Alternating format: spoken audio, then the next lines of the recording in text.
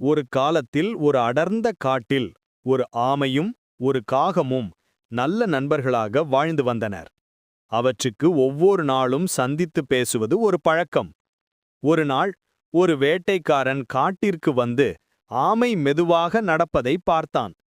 இந்த ஆமையை எளிதில் பிடிக்கலாம் என்று நினைத்து அதற்கு அருகே வலை விரித்தான். ஆமை மெல்லியதாய் வரும்போது வலையில் சிக்கிக் கொண்டது. அது பயந்து அழ ஆரம்பித்தது. அப்போது மேலே இருந்த காகம் எல்லாவற்றையும் பார்த்தது. அது உடனே கீழிறங்கி, "கவலைப்படாதே, நான் உன்னை காப்பாற்றுகிறேன்" என்று சொன்னது. காகம் விரைவாக காட்டின் வெளியே வைத்திருந்த வேட்டைக்காரனின் தண்ணீர் குடுவையை தொட்டு குத்திக் கொண்டு கீழே விழச் செய்தது.